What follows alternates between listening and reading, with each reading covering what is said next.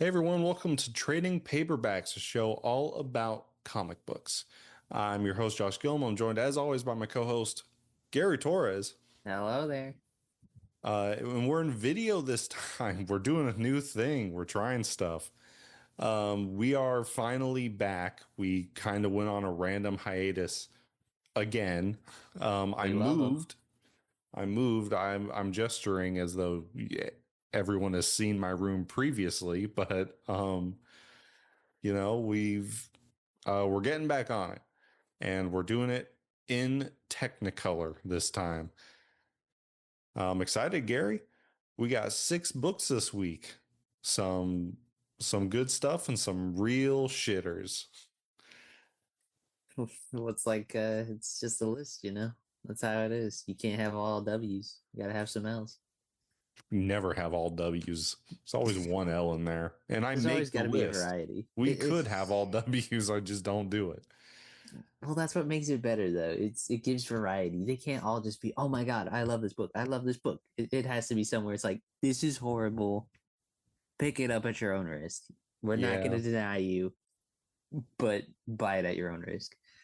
and that's fair. And some of these you will have to buy at your own risk. I cannot recommend them. And It with is what it that, is. let's get into it.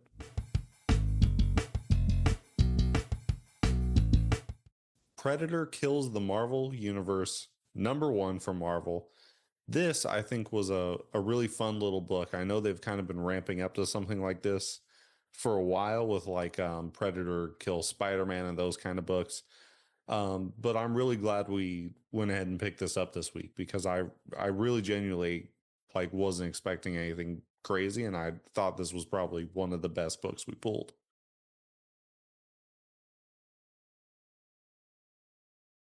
Yeah, I'd say it was pretty good, honestly, if you ask me. It's something that feels very out of left field for a Marvel book, but it is nice that it's a little crossover, kind of similar like to the alien being in the Marvel universe, you know, Mm-hmm. or it's similar as well to like the series Deadpool kills the Marvel universe again, which is like the current one.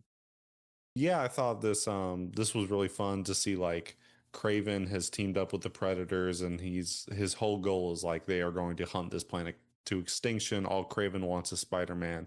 And obviously we don't get that far in this book. I assume they're saving that for some sort of finale to whatever this mini series will run to. But yeah, I thought it was great. This one focused on them attempting to take out the Fantastic Four, and I thought it was easy, fun. I like the art they went with.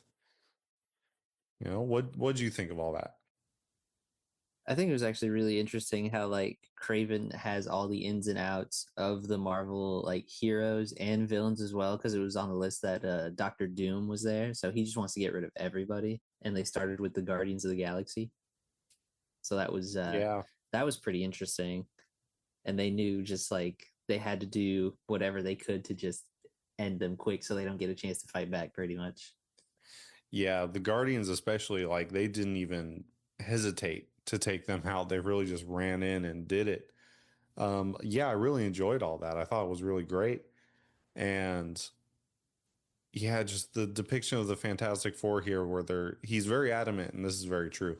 And I've been on a big Fantastic Four bench, so you got to bear with me. But Bear with them, please. he's big on this. He's like, they're a family. They're not an elite strike force.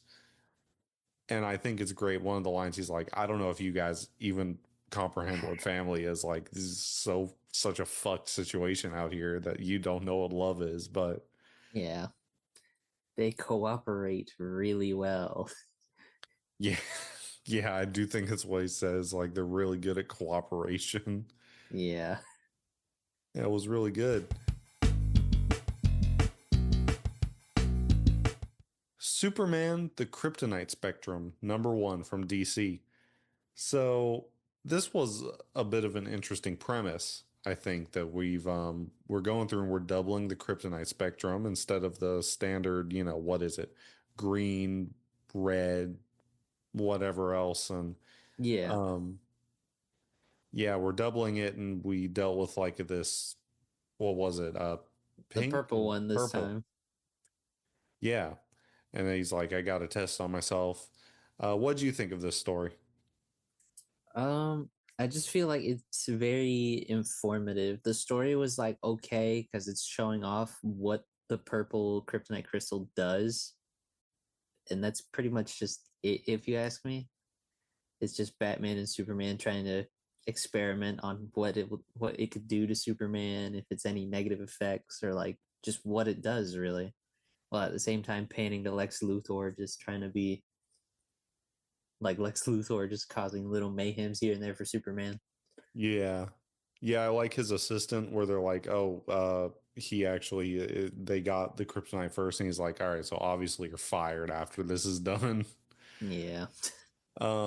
Yeah, I thought the story of this was interesting. Like you said, oh my God, it's so informative. There's so many damn words in this book.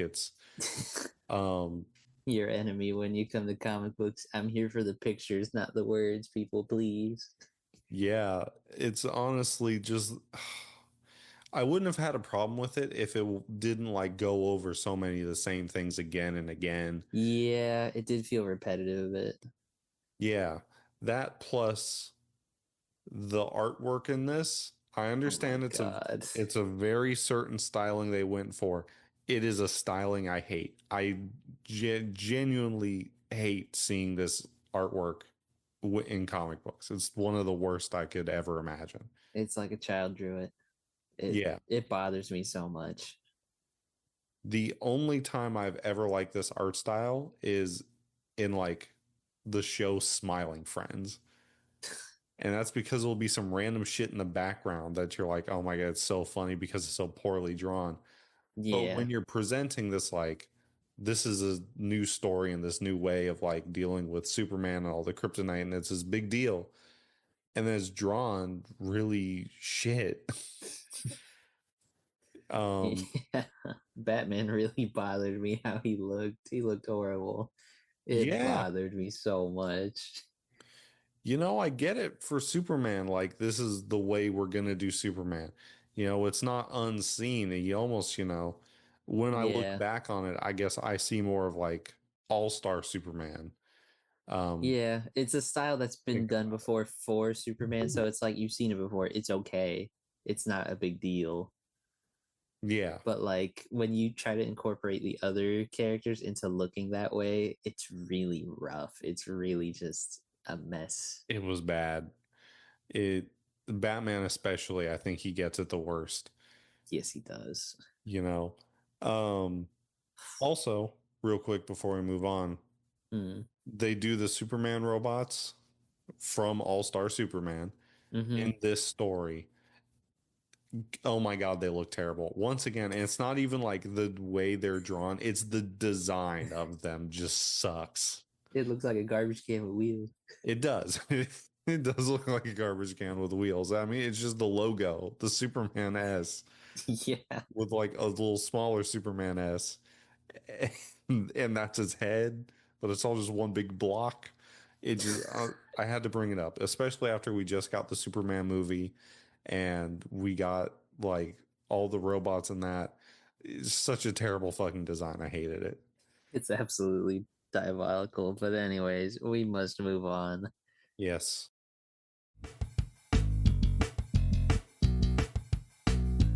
Bring on the bad guys, Red Skull #1 from Marvel. All right, so Gary, I'm going to let you take the lead on this one because I know that you were like amazed by this book. It just felt really good, the story. Friggin' Red Skull just making a deal with Mephisto, giving him one of his top scientists to get the soul of Captain America. It's like it just feels really in line with what he would do pretty much, which is anything to get rid of Captain America. He doesn't care what it is. Yeah, It felt really good. yeah, I do like the depiction in this where he's like, you know, Hitler's a twit, Yeah. he's not that guy. I I can be that guy. You got to let me do some shit. Yeah, he's like, I could be the better Hitler. Like the Third Reich is pretty much just done. I could revive the Third Reich, but like the whole Hitler cause is just dead. Yeah. But I thought it was really good. I mean, it had a good story about a Nazi who's cloned himself and improved himself, and that man needs to be hunted down. So Mephisto, he's collecting the blades. That's the whole point of this bring on the bad guy thing. This is actually the first one I'd read. I Yeah, don't know about same, you. honestly. But this makes me want to go back. There's not a ton I'm excited about. Like they do Abomination. Yeah, they did that one. They've done Doctor Doom like 3 times, I think, with this. No, they only did them once, but it was like the first one was Bring on the Bad Guys Doom.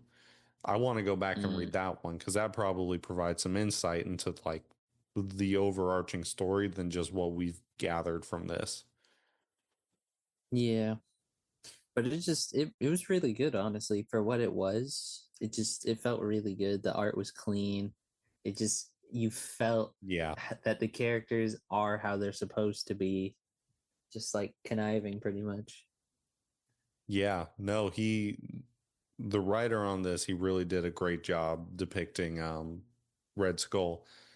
And especially like it's not just that he's like a tactical fighter or just a straight up bad dude. He's like, he's methodical about these things. Yeah, That's kind of what I like about Red Skull is he can like lead the Reich in yeah, really fun, interesting ways. Um, yeah, go pick up this one for sure. This was a great one. If you yeah. couldn't tell, we're really good. We're really game for Craven uh teaming up with some predators and Red Skull killing some Nazis. We were not game for poorly drawn Superman. Nope, pass. Yeah. Anything else to say on bringing on the bad guys, Red Skull? Um, Besides pick it up, give it a read. If you like it, go look for the other ones, and we'll move on from there. Yeah, it was short. It was short. It was a very quick read on that one, but I Yeah. really enjoyed it. All right. Action Comics 1089 from DC. So I don't know. I didn't read the previous Action Comics going into this, so maybe it's a little lost on me. This was kind of whatever to me. I understand that like okay, Clark is a teenager, he's Superboy. Um we're really like we're in that high school setting, and that's fine. I enjoy the Superman kind of stuff when he's a teenager and Superboy. It was just boring this one because and I know um Gary, you didn't read this one. This was No, I did all, not. and I that's could fine. not find it. It is what it is. Um, it's fine. I mean, so it's kind of, I guess the reveal from 1088 would have been that Captain Comet, who we now know as Captain Comet, has shown up on the Kent's doorstep and is talking about, oh, I know who you are, Clark. And he basically says, but I'm not going to do anything about it. And also, I'm not with the government, which is that a lie? We'll see. You have to pick up the book to find out. But Ma and Pa Kent are like really swept up by the fact that Captain Comet's here. Oh my God, it's Captain Comet. And Superboy just could not be bothered to give a shit that Captain Comet is standing in his living room. And basically, instead, he gets upset with his parents because they're like, hey, could you stop flying around and doing things, please? Like menial every day, like unpin the laundry from the clothesline. Could you not do that at super speed? And he gets mad at him and he goes to school where they just kind of write out a whole lesson, like a school lesson. It was really weird. And then he fights some locusts. It was fine. It just felt like a whatever thing. If It's you're a like big average. if you're a big Superman fan, I understand why you would run out and pick this up because you know what? It is part of a bit of a connecting story like Action Comics, and DC in general is doing the Summer of Superman to coincide with the movie.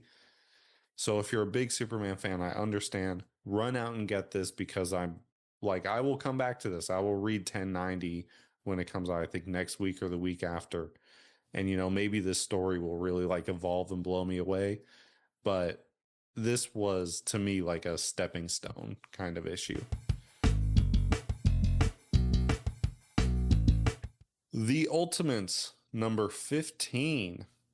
So we've covered the Ultimates left and right on this channel, on this podcast. And this is, I think, no different, different story, but, this is like, I really enjoyed this. I love the story. I'm really enjoying the characters in the Ultimate Universe. What did you think of this, Gary? I thought it was pretty good. It's giving us some backstory of the new universe's version of the original Iron Fist, how he was just monumentally like well renowned. Even the gods of that new universe are like, yeah, he's him. He's just better. He's the best. Yeah. Yeah, they really drive that home that this guy was like the bomb. He was the best fighter. He was the best master. Everyone came around him and watched him meditate for thousands of years, kind of thing. And Yeah, 10,000 years ago. I think his name was Ken Shi, like Ken with a Q. Shenki, Shenki, other way around. yeah. Um, and once they find the man they're looking for, they realize that Hulk's monsters have found him first, and a battle ensues that I think is pretty good, honestly. We get She-Hulk's return. She's kind of not been doing anything recently. Yeah, she's probably just been like training, getting stronger pretty much along with the other ultimates. Hmm. Yeah, we did kind of lose sight of some of the ensemble probably around issue 9, I think. And I like that we got some like minor players that, I've been kind of waiting to see more of. Like the first couple issues really locked in on like Janet Van Dyne and Hank Pym, and we didn't get much else from him. But Hank Pym does come back in this issue, and he does stuff. He has his moments. Yeah, We also got Danny Rand because a couple issues back we were exploring the Luke Cage side of things. So yeah, plus you, trying to rehabilitate people and all that. yeah, you also just can't do an Iron Fist centric story without throwing Danny Rand in there some way. Yeah, But I thought this was really good. I really honestly thought, and they probably may move towards this, that Danny Rand will inherit the Iron Fist. But I know that you disagree on that. You think it's going to be this kid who might be Shang-Chi. I don't remember right off. I just think it's the kid just because like they only go looking for the kid just because he's the only thing close enough mentioning to like the next real Iron Fist and not Hulk Iron Fist, how he is right now. True. I think they just threw in Danny Rand, like you said, just because they can't talk about Iron Fist without having Danny Rand in it. And, that may just be the case. But, and I hope Danny Rand does get some form of it and that he's not just some guy from prison. I won't be against it if they do. I think that works well for Luke Cage, but I do think just like they're probably thinking you can't do the Iron Fist without Danny Rand. Yeah, you just have to wait and see for the next one, really, to see where they go. Since they kind of cliffhangered it, if you ask me.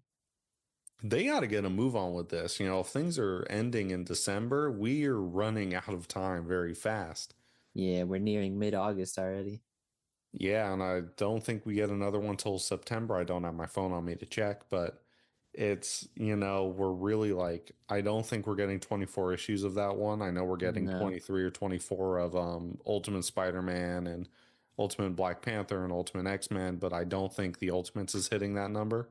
no, because those that you just listed started sooner than the Ultimates Mhm. as a whole. So yeah, Yeah, because Ultimate Endgame's coming, and we don't know yet if things are coming after it. So yeah, I and hope they that'll be a kick it whole into other gear. series by itself. Yeah, could be. All right, our final book of the day, Ultimate Spider-Man Incursion number 3. We are halfway through the Ultimate Universe's first event book, and I continue to be underwhelmed. That sounds about right.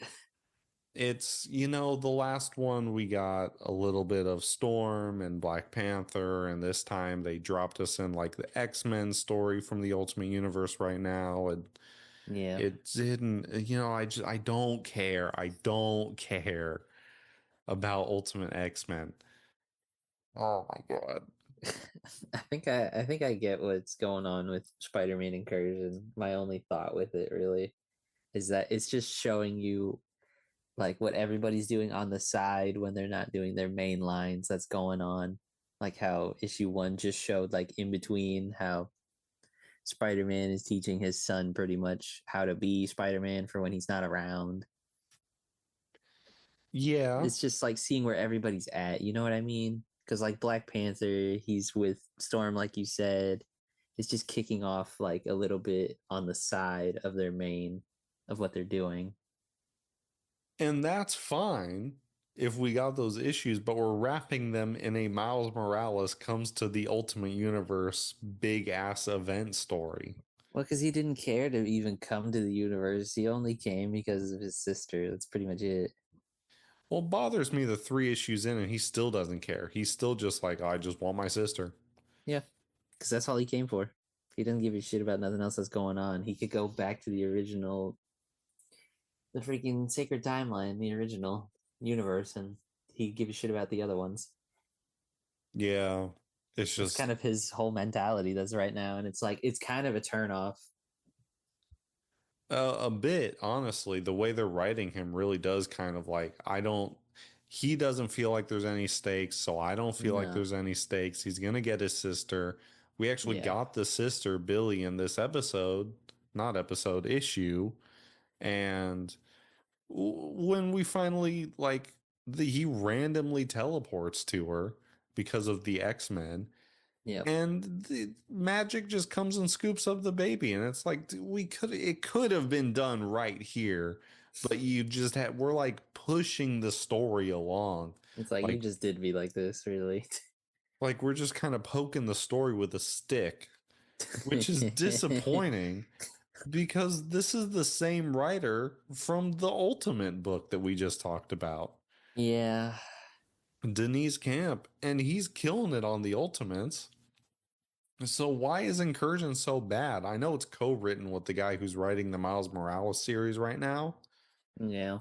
but that should like elevate it because he's writing a good Miles Morales series.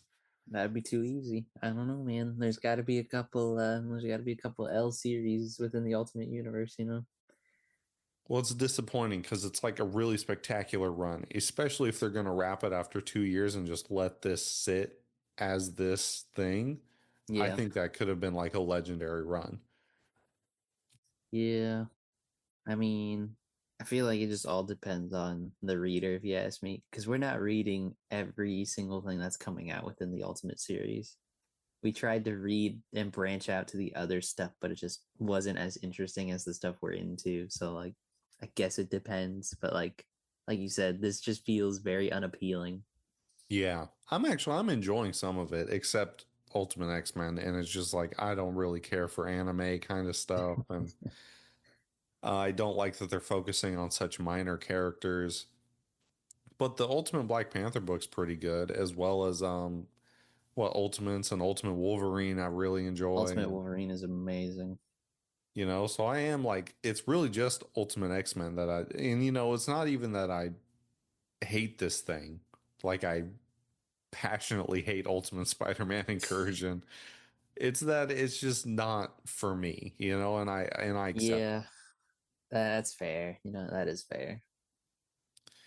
But we got one thing left to do, and that is to rank these books